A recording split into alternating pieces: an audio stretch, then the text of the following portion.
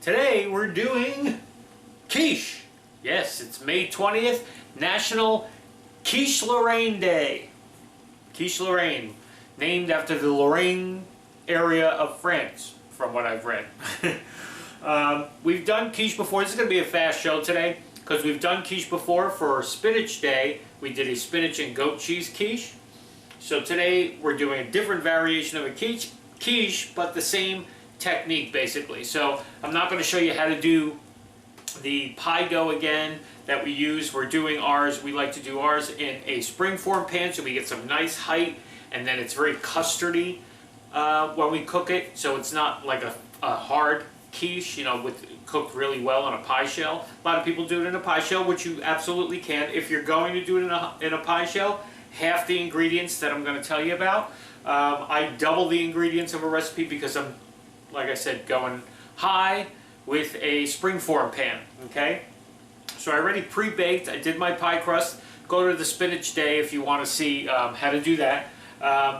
Pre-baked it a little bit just to get it started because I don't want that raw runny crust on the bottom. So now that's just cooling a little bit. I wrap the bottom of my springform always.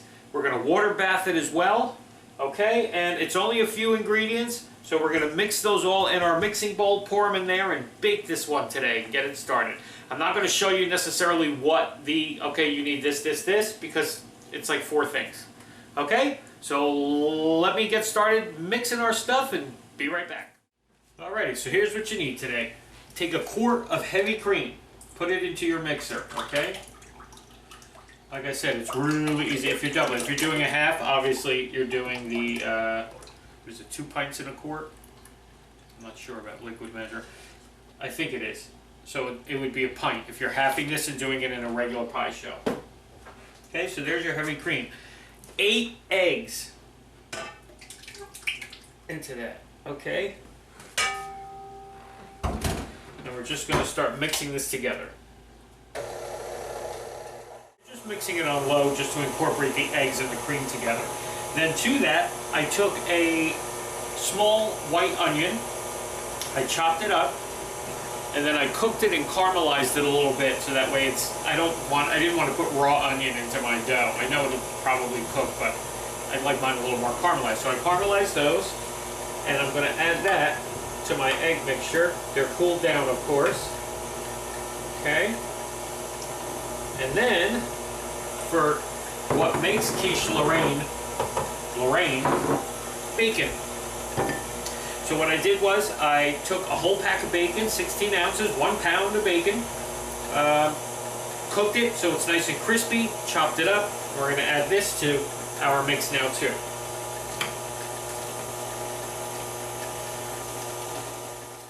Okay, and then of course you gotta have cheese in a quiche. Last thing you're going to add is about 3 cups of Swiss cheese, okay?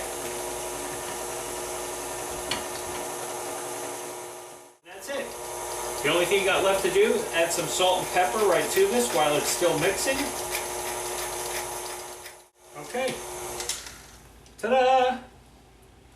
Make sure you shake all your good ingredients out of your mixer here because you want them in there, not in here. Alrighty. There's our batter. We're going to pour this right into our crust.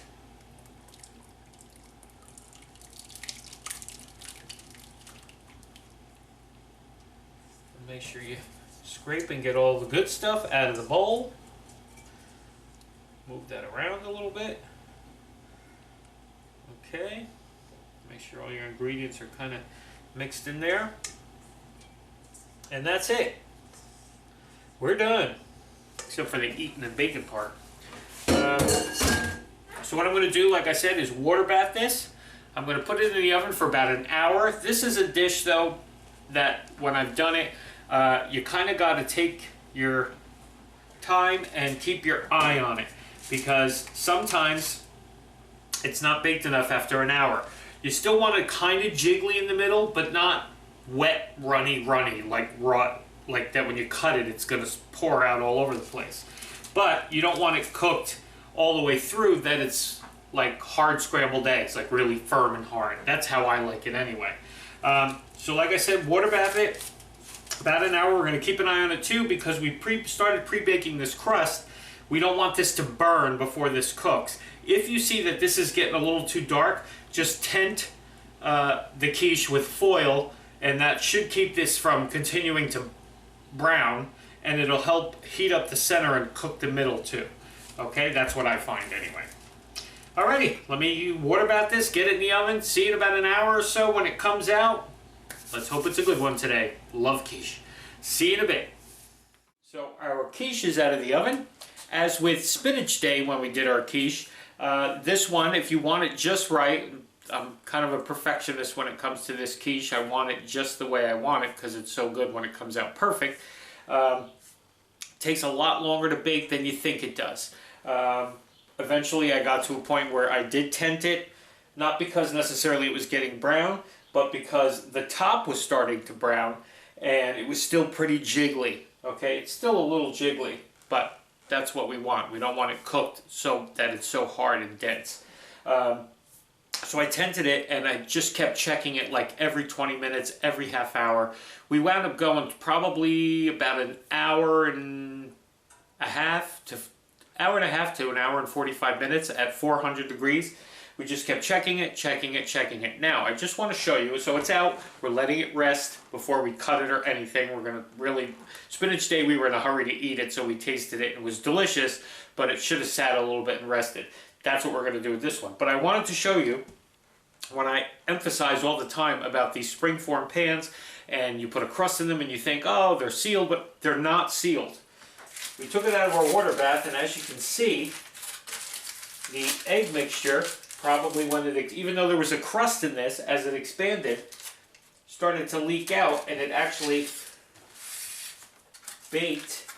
As you can see, all the eggs started to come out, and it must have been seeping out as it was cooking in our water bath. So thank God we had a water bath too, so it didn't leak everywhere. It was in the foil, so it didn't leak even into the water bath, but it could have. That's why I always tell you, wrap the bottom of your springforms all the time because they will leak. Alrighty? Enough lecturing today.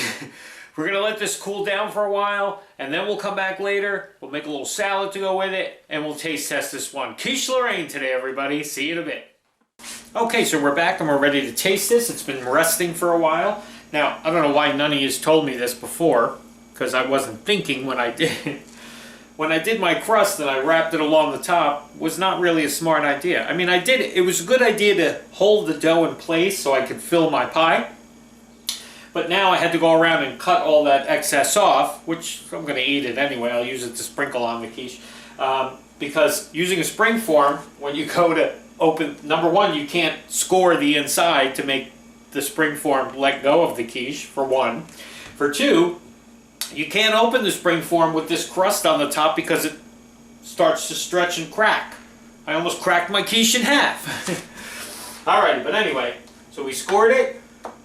Now we're going to take it out of this pan. As you can see, it's beautiful height. I probably should have sprayed my pan, which I didn't think of either. But you still have plenty of the crust around, okay?